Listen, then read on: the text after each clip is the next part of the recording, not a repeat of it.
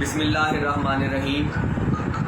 آج کے اس on line اجلاس جو کہ جشن ڈاکٹر سعادت سعید کی صورت میں منعقد ہو رہا ہے، حلقہ ارباب ذوق اور اس کی انتظامیہ مبارکباد کی مستحق ہے۔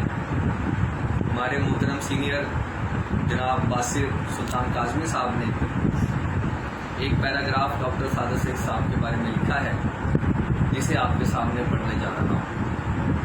ڈاکٹر سعادت سعید میرے محترم سینئر اور دیرینہ دوست ہیں۔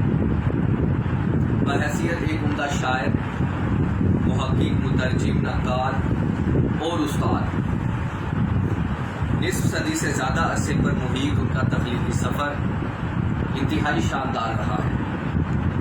ان کی اپنے کام سے گہری کمٹمنٹ اور انتھک محنت مجھ جیسے انگنت لوگوں کے لیے مشعل خدا ہے۔ نظم و یا نثر سعادت سعید صاحب کی ایک نمایاں خصوصیت ان کی انفرادیت ہے۔ یہ وہ سخن نہیں جو کسی نے کہا ہو۔ علم، دانش، تجربہ، افکار و نظریات ان کی تحریروں میں ایک ایسا ماحول اور نظام تشکیل دیتے ہیں جو بہت متاثر کرتا ہے۔